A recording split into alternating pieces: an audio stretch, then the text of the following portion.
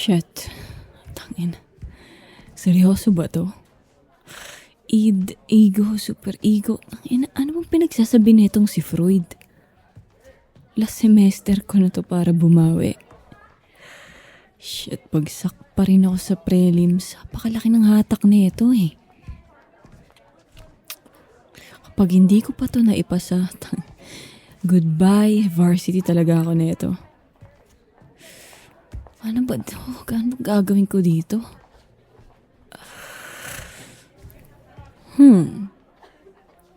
Huli ka. Hoy! President! Hoy! Mr. Student Leader!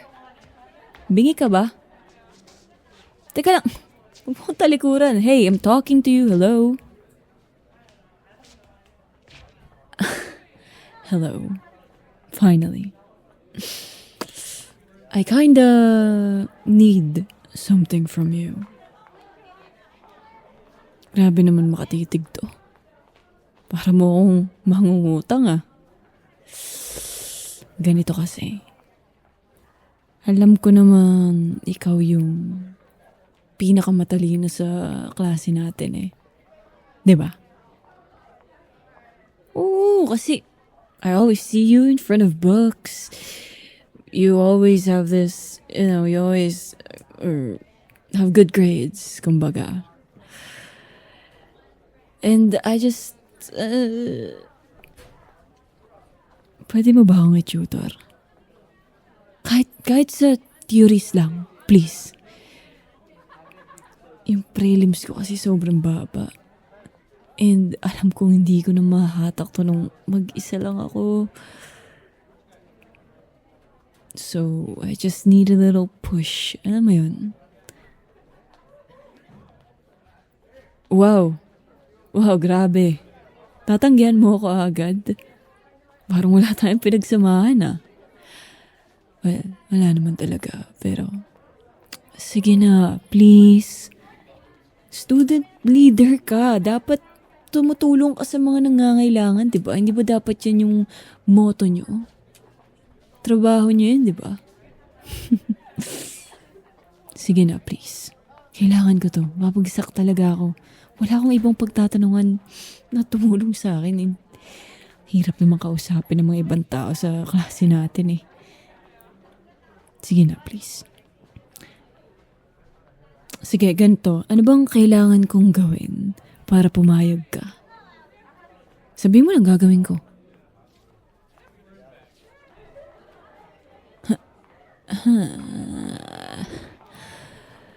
Yung kahon na yan, bubuhatin ko yan hanggang sa office. Sus, yan lang pala. Sus, Mariosep. Kala ko naman kung ano. Watch me. Watch this strong athlete.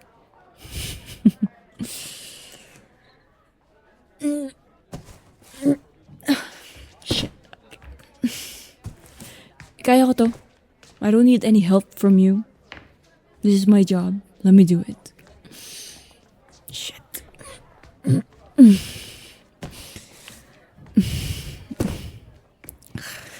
Bigat naman na ito.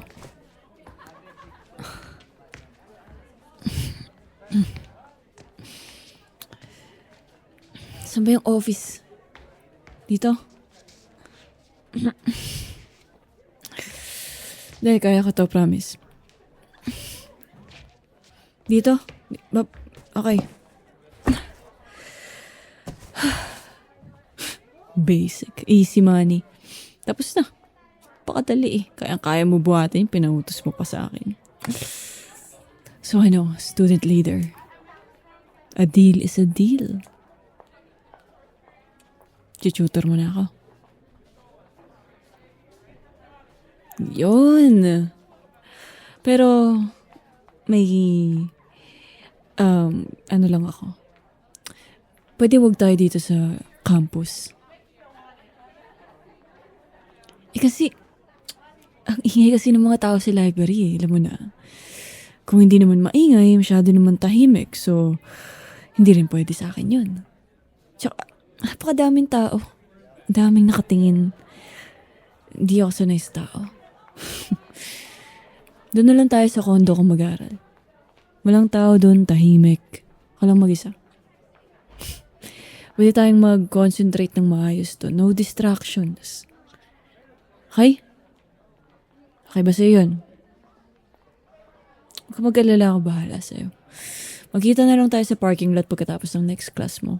Alam kong may klase ka pa at hindi mo pwede ma-miss yun. Wala na kasi yung klase, so kakain muna ako. Magkita tayo sa parking lot, ha? Bawal mang Indian. See you.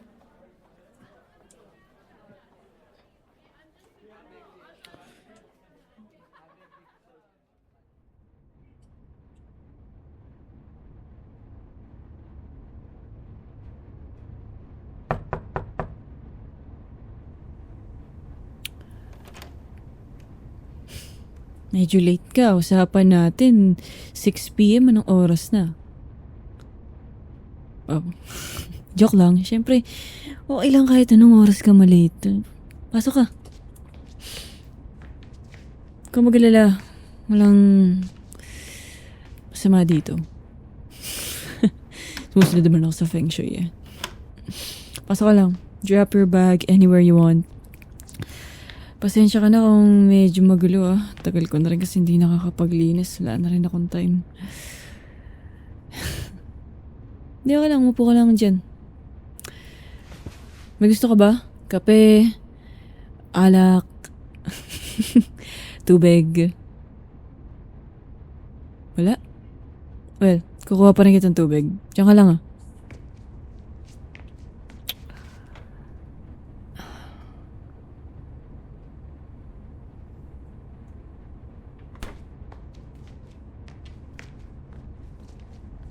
Oh. Simulan na natin to. Buksan na natin sumpang textbook na to.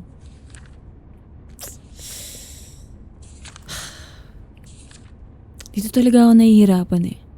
Kilala ko naman tong Freud na to. Actually, idol ko yan eh. Yes, maka-Freud ako.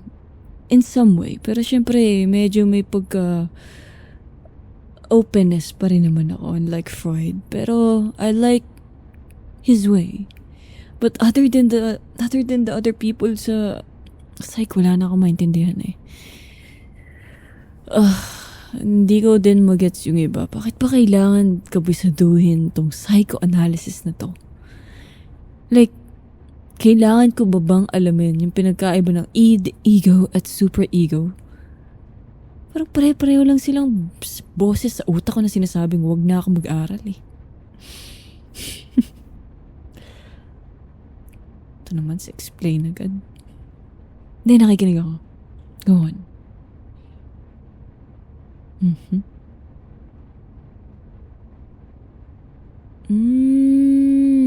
Gets. Medyo.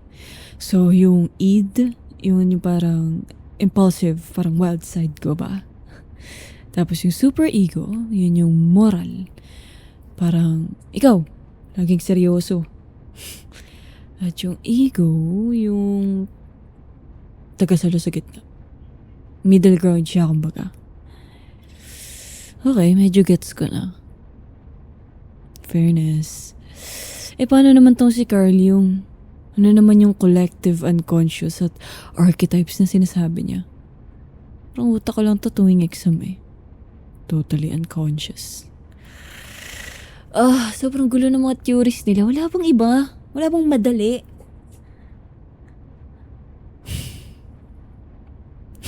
Wow yabang nito eh. Porque alam mo lahat. Alam mo masyado ka kasing seryoso sa buhay eh. Tingnan mo yung mukha mo. Kulang na lang kainin mo tong libro. Sobrang lapit sa mukha mo. Mag-relax ka nga. Ano ba? Ang gagawin. Ay shit, teka nahulog yung bolt.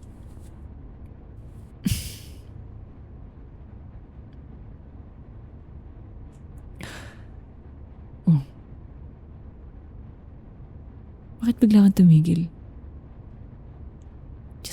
I just held your hand. Ba't may iwas ka ng tingin? Putya, sabi ko na eh. Nina ko pa to napapansin eh. No, hindi lang ngayon. Simula na pumasok dito sa condo ko, parang ilang parang may something eh. Halo na nung magkadikit yung balikat natin habang nagbabasa tayo ng libro. No. Don't let go. Why are you letting go of my hand? Just hold it. I'm not telling you to stop.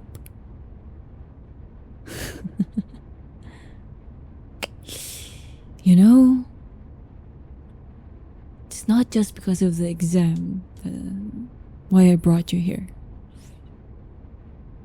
At mind you, hindi ako galit sa'yo kahit na isang linggo mo na akong di pinapansin tuwing nasa labas tayo.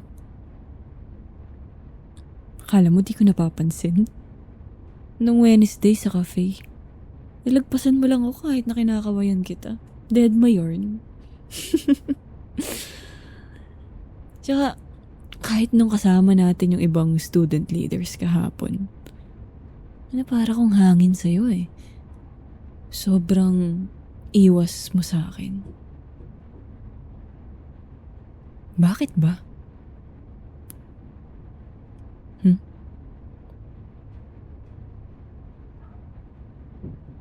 Saan ka tumitingin? Ano meron dyan sa baba? Joke lang. Ano ka ba? Sorry. Laki ng bahay ko, diba? Solo ko to. Tong condo na to. Ganda ng gamit. Pero do you know how quiet it is here? Yung parents ko kasi, wow. Medyo break off ko lang yung awkwardness kanina, ha? My parents, hindi sila masyadong umuwi. Which is fine, you know, okay lang naman. Papadala naman sila sa akin. Pero palagi silang nasa business trip. Palaging busy sa kung anong kumpanya man. Sanay naman ako. Sanay akong mag-isang maglaro. I mean, may PC naman ako dyan eh. Mag-isa kumain. Mag-isa matulog. Pero minsan nakakabaliw din eh, alam mo yun. Yung parang, laging ganito katahimik dito. Tipong kahit sumigaw-sigaw ako dito, walang nakakarinig sa akin. Kaya nung nakita kita sa hallway kanina sa school, kahit na nagmamakaawa ako sa'yo para magpa-tutor. Totoo lang naman dyan. Gusto ko lang naman talaga may kasama. Gusto ko lang na may ibang tao dito sa bahay na to. Nakakausapin ako ng seryoso.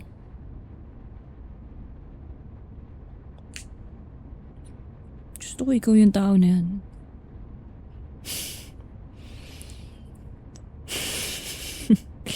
Kasi lahat ng tao sa school, ikaw lang yung hindi natatakot sa akin. Alam mo yun? Ikaw lang yung prangka sa akin. Halos lahat ng ibang tao, it's either overly nice or dinidedma na lang ako kasi hindi nila ako kayang kausapin. Ewan ko ba? Sana yan na rin. Iba lang din talaga yung dating sa akin pag kaya akong i-handle. Kaya, sorry kung medyo binubuli or kinukulit kita sa school. Hindi ko kasi alam paano mo ako mapapansin. Ang hirap kasing makat ng attention ng isang student leader.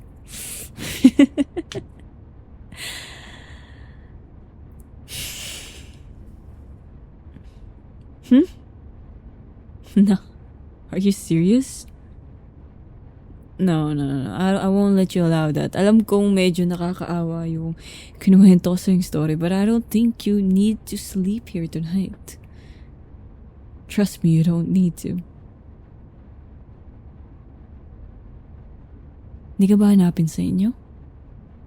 Paano yung mga org works mo bukas? Hindi ba parang may event kayo?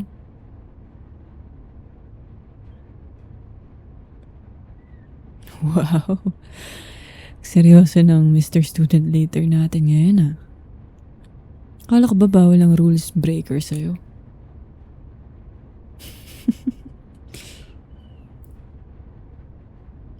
Thank you. Seryoso, thank you.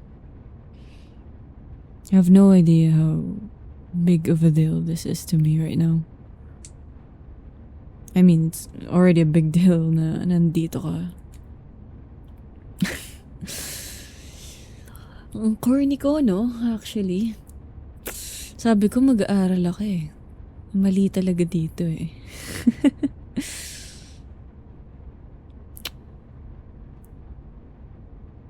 Sige na, huwag ka nang gagalaw dyan. Ako na bahala. Kuha kita ng extra pillows tsaka makapal na blanket. Okay? Doon ka na sa kama ka matulog, okay lang. Dito na ako sa sofa. O kaya, kung gusto mo, tabi na lang tayo. Joke lang. Ina. Pulang-pula ka, kamatis. Pakitapon mo pa ako sa bintana eh. O siya, hindi na tubig ikukuha ko sa'yo. Hot cocoa, kape. Ano gusto mo dun? Hot chocolate? Alak, ayaw mo? Para saan? Para may inom tayo habang nanonood tayo ng movie. Well, alam kong sabi kong mag-aaral tayo, pero since mag-i-stay ka naman dito, we have all the time in the world. Dali na, Mr. President. Please. Yes! Yun ah. Na tayo movie ah. Oh, huwag mo akong tatakbuhan ah. Kukuha na kita ng una. Diyan ka lang. Kung aalis.